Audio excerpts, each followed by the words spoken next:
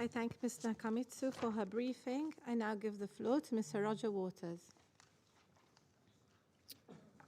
Here I am.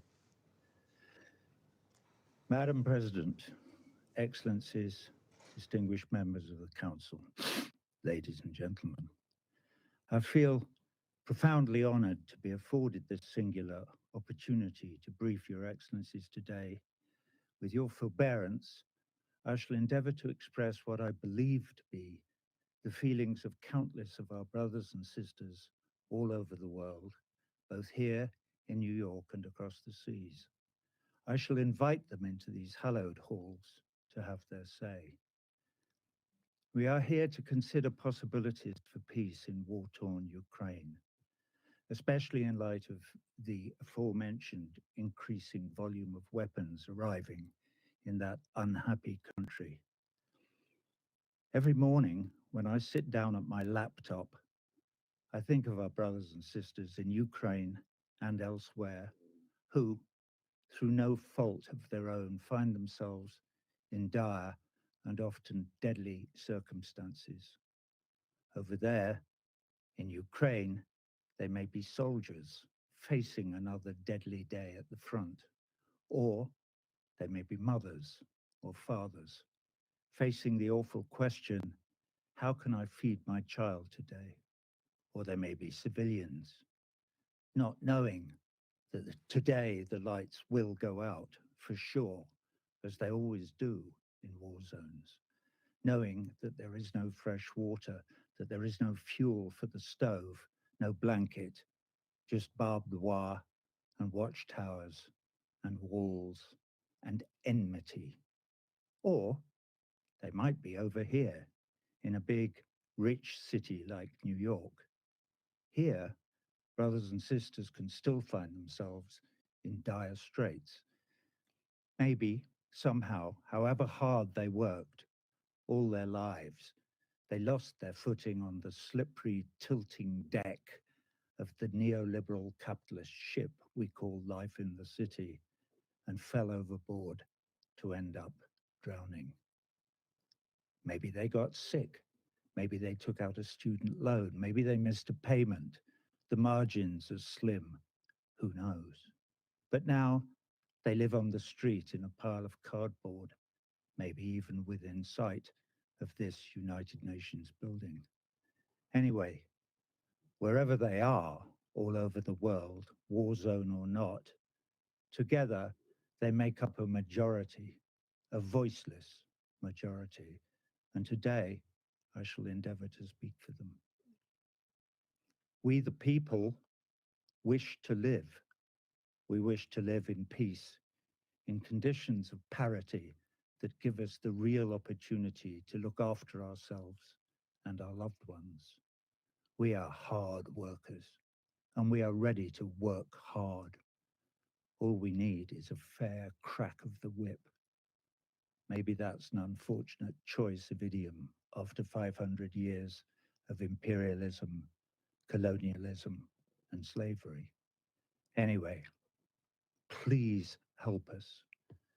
To help us, you may have to consider our predicament, and to do so, you may have to take your eye off the ball for a moment, to put your own goals momentarily to one side. What are your goals, by the way? And here maybe I direct my inquiries more to the 5 permanent members of this council. What are your goals?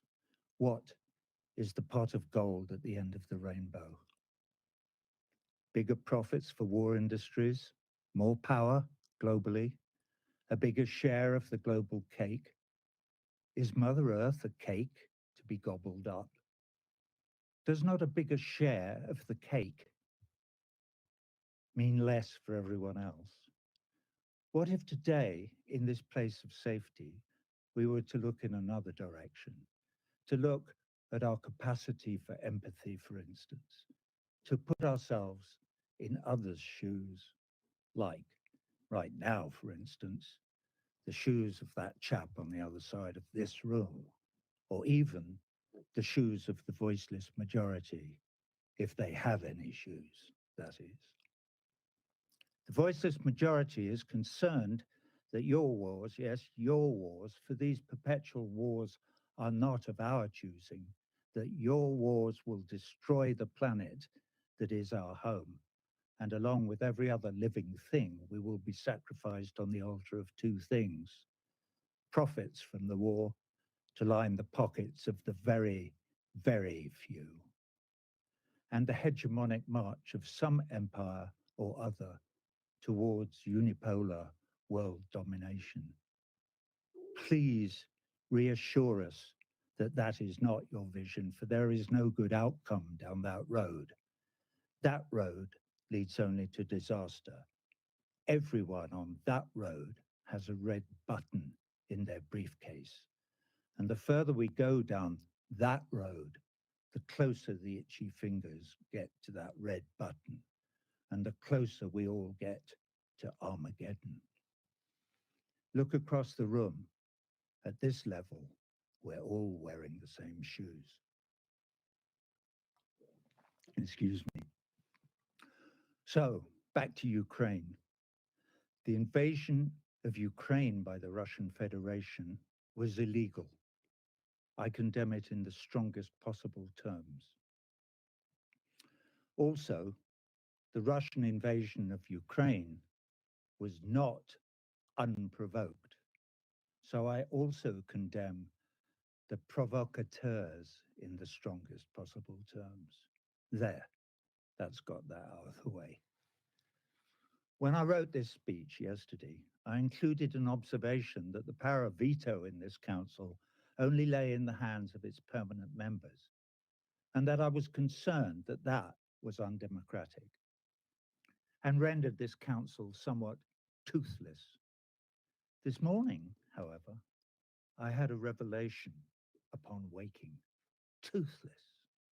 Maybe toothless in some ways is a good thing.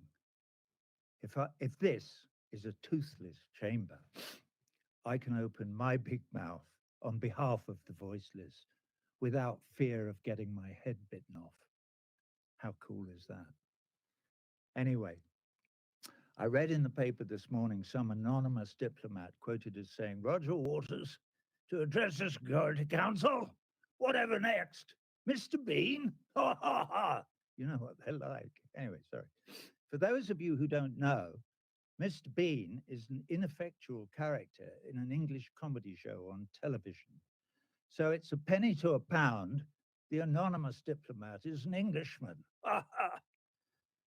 Thank you, sir. Anyway, I think it's time to introduce my mother, Mary Duncan Waters.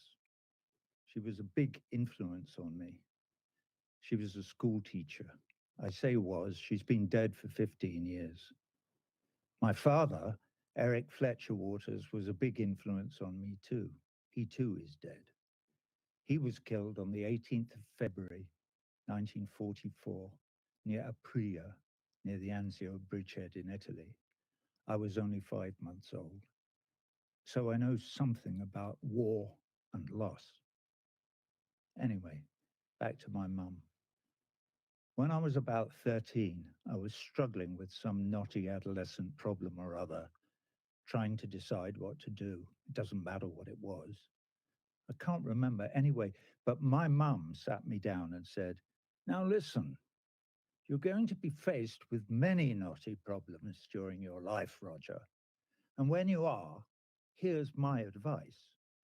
Read, read, read. Find out everything you can about whatever it is. Look at it from all sides, all angles. Listen to all opinions, especially ones you don't agree with. Research it thoroughly. And when you've done that, you will have done all the heavy lifting.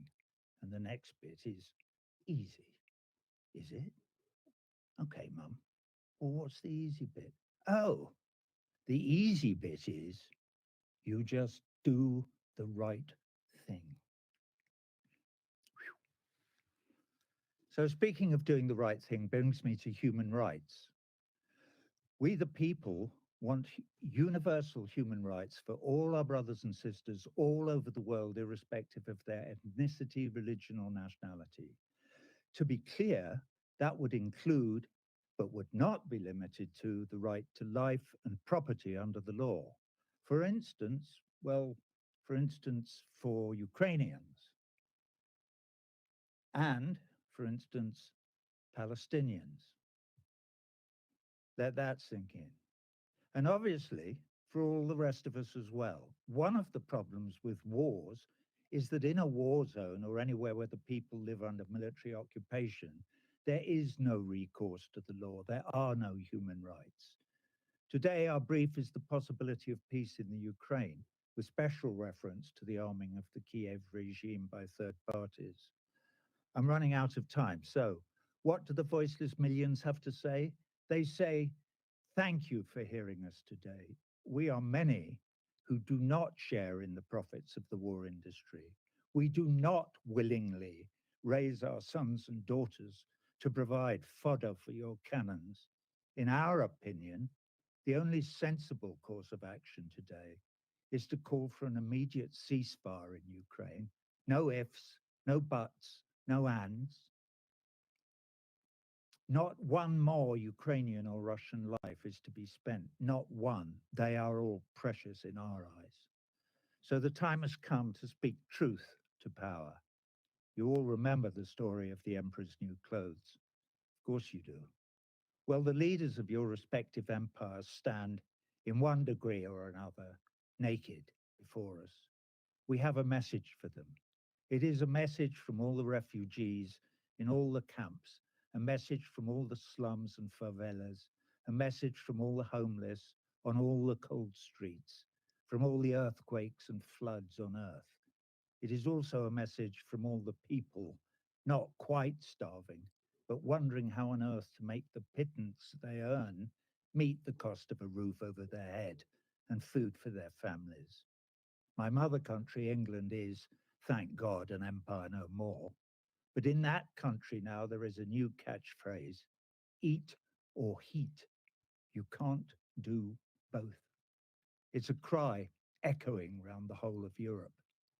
Apparently, the only thing the powers that be think we can all afford is perpetual war. How crazy is that? So, from the 4 billion or so brothers and sisters in this voiceless majority, who together with the millions in the international anti-war movement represent a huge constituency, enough is enough. We demand change. President Biden, President Putin, President Zelensky, USA, NATO, Russia, the EU, all of you, please change course now. Agree to a ceasefire in Ukraine today. That, of course, will only be the starting point, but everything extrapolates from that starting point. Imagine the collective global sigh of relief, the outpouring of joy, the international joining of voices in harmony singing an anthem to peace. John Lennon pumping the air with his fist from the grave. We've finally been heard in the corridors of power. The bullies in the schoolyard have agreed to stop playing nuclear chicken. We're not all going to die in a nuclear holocaust after all, at least not today. The powers that be have been persuaded to drop the arms race and perpetual war as their accepted modus operandum. We can stop squandering all our precious resources on war. We can feed our children. We can keep them warm. We may even learn to cooperate with all our brothers and sisters and even save our beautiful planet home from destruction. Wouldn't that be nice? Your Excellencies, I thank you for your forbearance. I thank Mr. Waters for his briefing. I now give the floor to those council members who wish to make statements. Commission stands ready to support all genuine efforts to that end. I thank you very much.